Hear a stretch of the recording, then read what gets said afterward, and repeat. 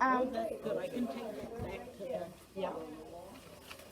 So, um, yeah. Speak up. What year did you move or were you born in OOB?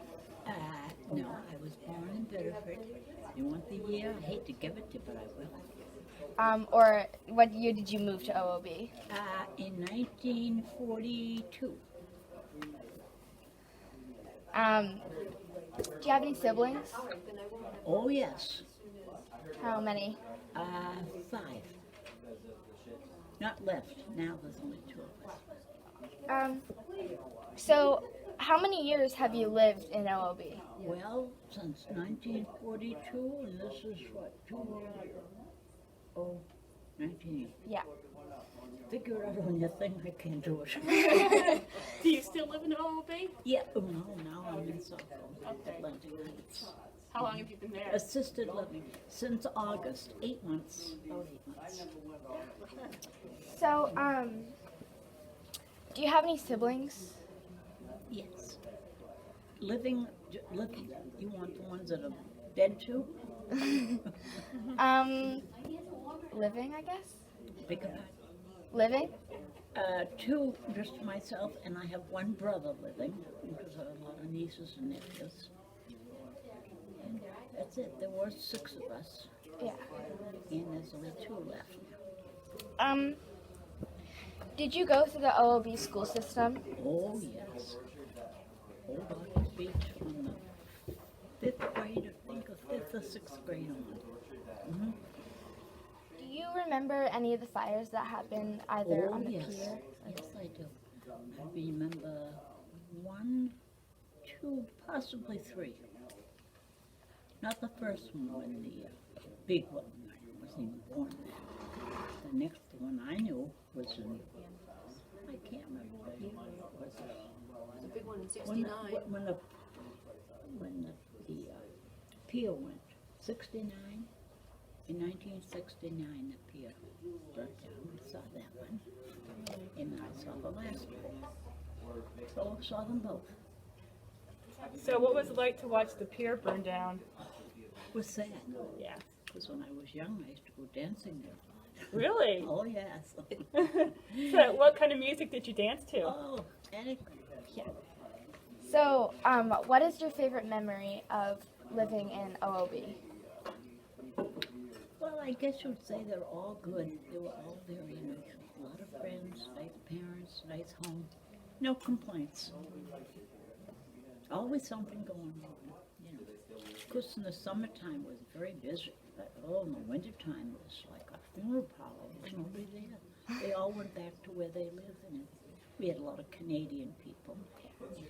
They would come for the summer. And a lot of the people, when they would leave, would wave goodbye. I didn't wave goodbye. I felt bad for them because I like a lot of people. The more the merrier. Yeah. When you were a teenager, did you have a job here? Yes, in Old Orchard. Yeah. Yes, I worked in the 5 and 10. Pelletiers on Main Street had a big 5 and 10. And I worked there, and I did a lot of babysitting. Did you like it, your job? Yes. Yes. After that 5 and 10, I stayed in retail for 49 years. It's a lot about the OOB history that like you've experienced that you could share with us. At the, what'd you say, at the, where is that? Like, OOB like history, like anything, like. No, we weren't as fortunate as you kids. We lived very low key. You got computers and there was 49 seniors, and we graduated in 1949. What else can I think of? Oh, basketball manager. Because I didn't look like this. And always in every kind of a play or any kind of a concert. I was there. I didn't miss anything. Yeah. Were there any big landmarks that people may not know about today that you'd like to share? Oh, yes. Quite a few big hotels and the Old Orchard Each house was right on Saco Avenue. It was a very elegant place. The people would come in the summertime, and they didn't have as many cars as we have today. So they had taxis. They'd give them a taxi, and they'd put their luggage in, and away they'd go and maybe stay for 2 weeks or so. Mostly Canadians, and they were very, very nice. And lots of girls. Because the original, not the original pier, but the second pier, it's all that, like I said. So all the big bands playing, very enjoyable. And the school is a place for seniors to live on School Street in Baltimore.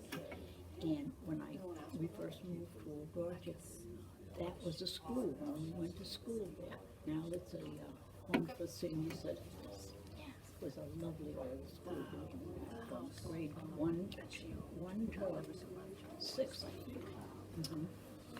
And we came up here to, the school burned down. That was good. Oh, yeah. Oh, and look at this. How did you meet him?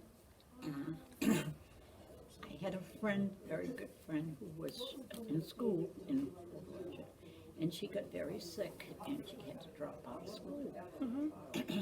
So I knew her very well, and I went up to see her one night to see how she was doing. She Right. And when I went in there, Emerson was in there. We got talking, and she said she wasn't going to go back to school again. She was too far behind. And he said to me, "Can you get some books if I tell you what I need?" And I said, "Yes." And he made me a list of books, and he said, "Bring them up here." And he said, "We'll talk with her." I met him through there, and after that it was 45 years. My significant other. He was a great man. Great.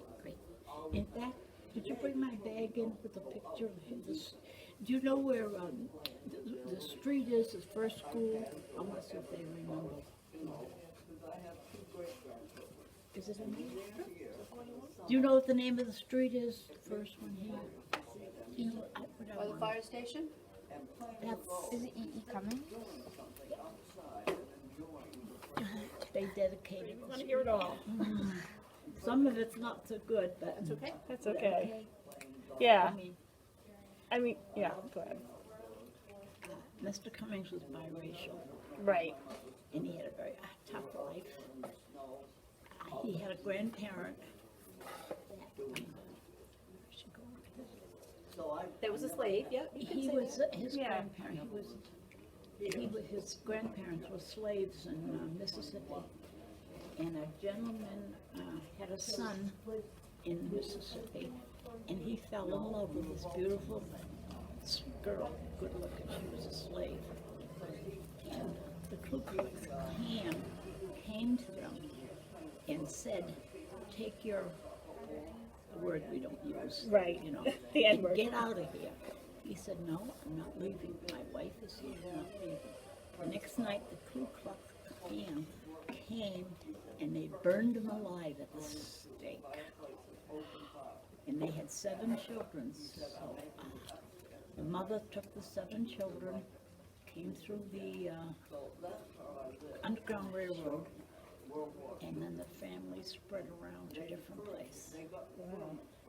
Emerson worked very hard to go to college because they wouldn't accept African Americans. Right. But he went to Bates College, and it took him about 6 or 7 years because they didn't want biracial children. Right. He didn't have the money. He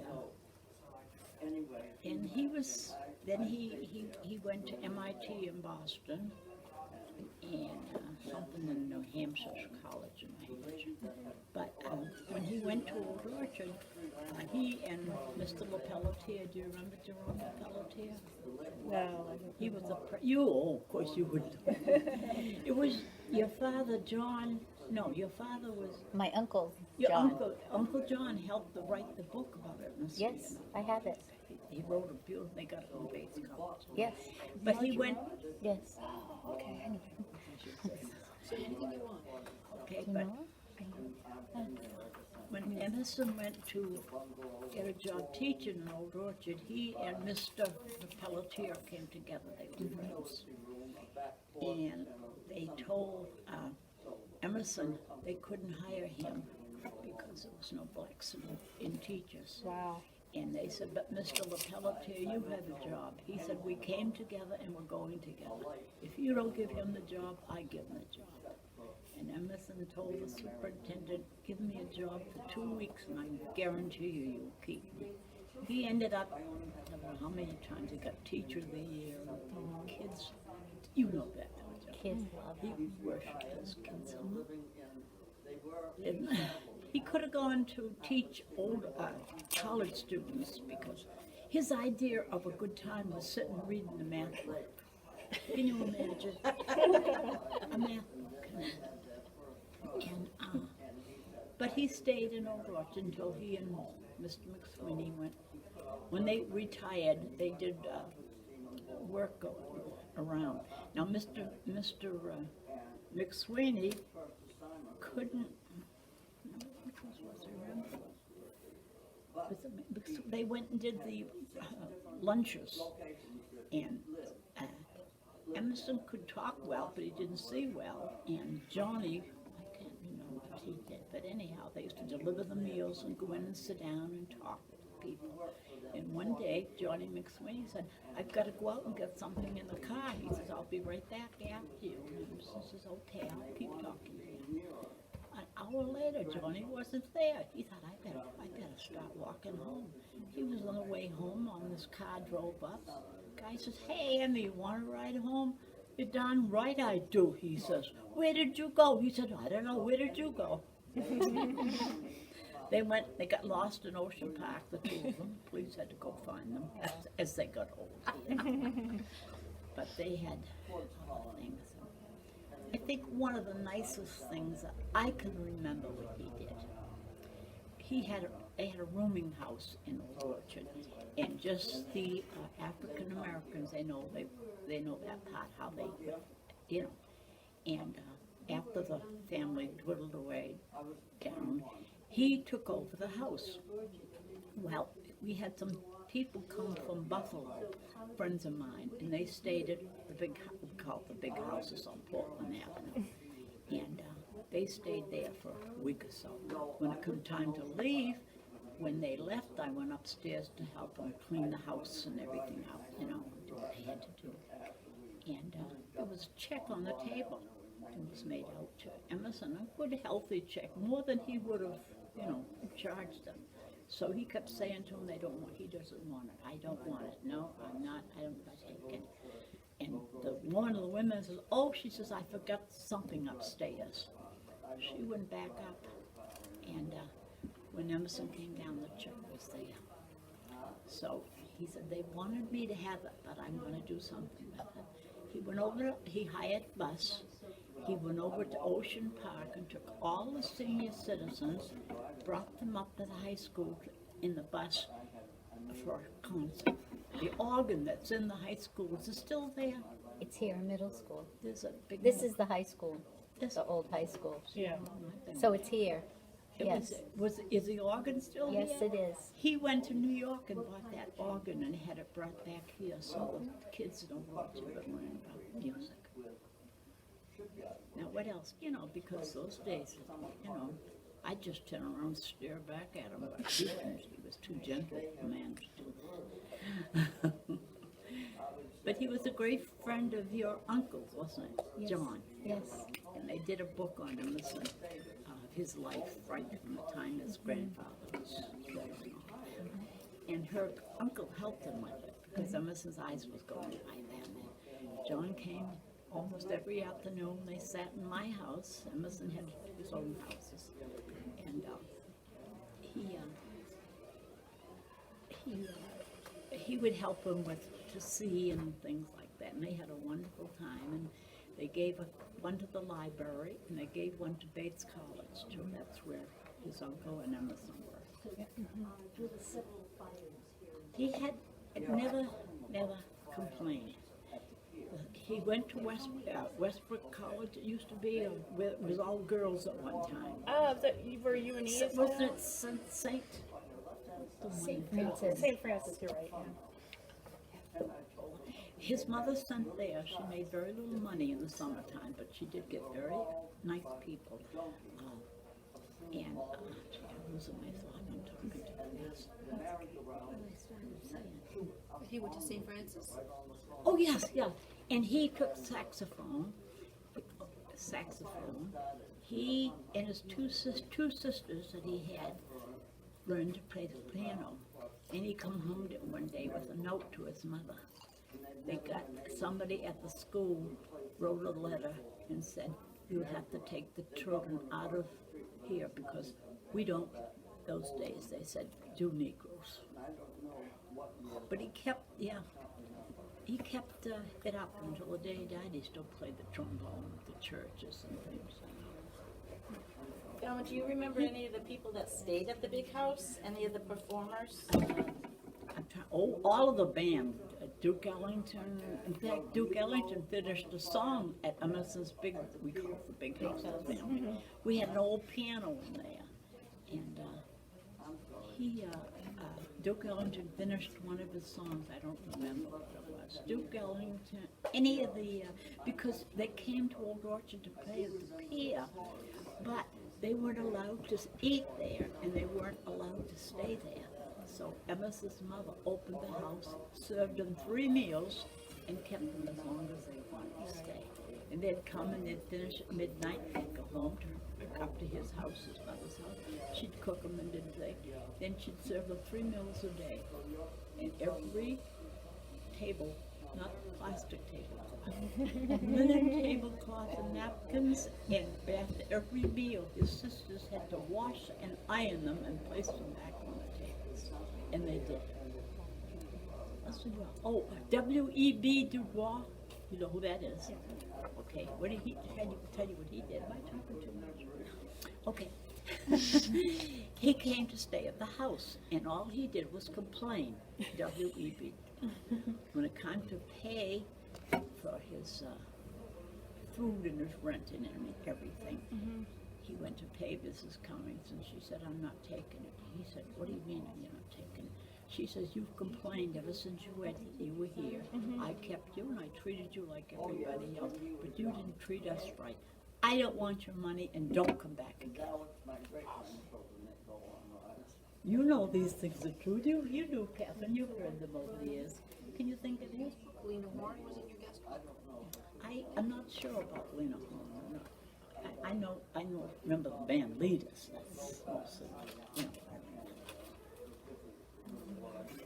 Reading a manual.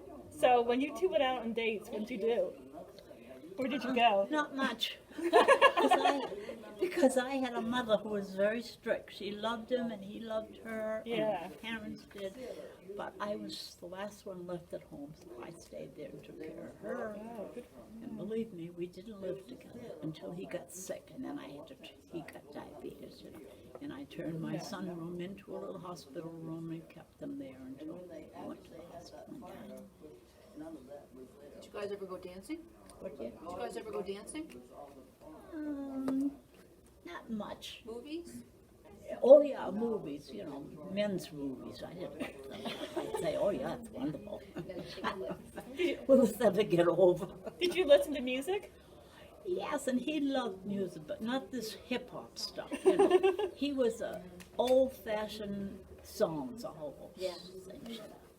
Yeah, of Elizabeth's family. She and her sister and her brother, and Emerson spoiled them too.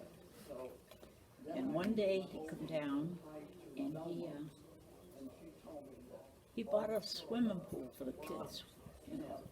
And of course the kids right away got in the swimming pool. And I'm saying, "Get out of there, you got new shoes on you. Let them alone." My mother said a kid can play as long as they're not doing anything wrong. Let them walk in their shoes, and when they wear them out, I'll buy some more for them. That was the attitude he had through whole life.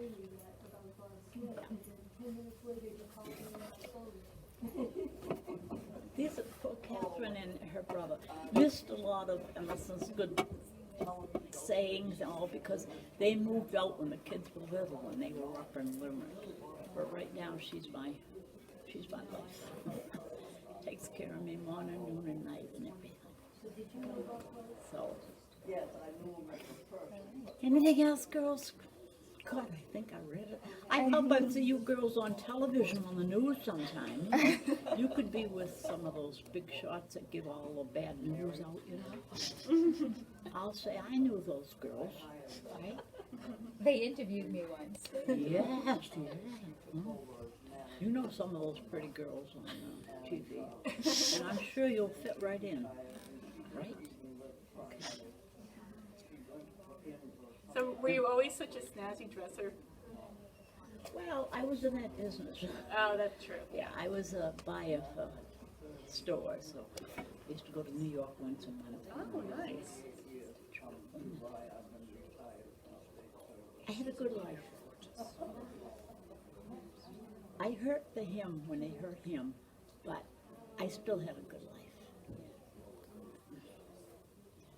He never wanted to travel, especially, he was not a bitter man. I'll go with a name that I don't want to mention in town, somebody that was official or something, treated him very, very badly. He never said a word against that person. So if that's what they think, my mother said, hold your head up high and do good things. That's what he did, believe me. Yeah. When it come Christmas time, he'd come to the house. The kids would look for, they wouldn't look for Santa Claus, they'd look for Emmy to come to the house. He'd come in loaded down with toys and all. Well, we're not talking about him, we're talking about old Dodger, right? Okay.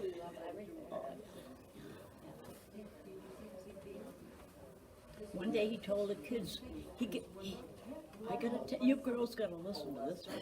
He used to tell the girls, his students, that he liked to get up. Oh, I gotta show him my, Officer Kelly, would you mind coming around this way, please, 1 second? I just want to show you something, and I'll tell you the last story.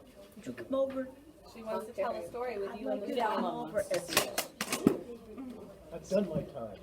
No, but you got one more. Done my time. Come over here. You could stand behind it. Look at the front of my walker. Look at the front of my walker. I saw that when I came in. Oh, that's mine. That was my father's. My father's. We have a problem. Casey. Nice. We have a problem. Is it registered? Expired? Oh no. I think it is. I have my iPad. Oh boy, did I bring the electric heights down when I brought this in? She brought it in to me.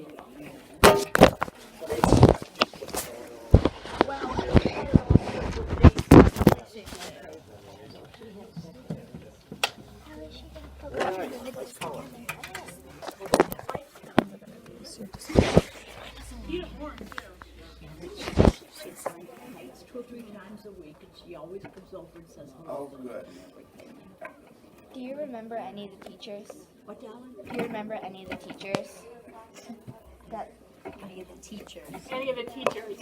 Oh, I think God, I graduated in 1929. They wouldn't live that long. Do you think so? Lee is, There was one named Miss Ann. She was a good one. I don't know. That's respect. Did you have a good time at school? Yes, I did. I was a dick. Don't miss that? I am. Oh, I hope it was awesome. it's okay. we'll cut that out. Yes. Take it all of you, huh? So did you girls have a favorite story? So, You're all done. You're all done. no.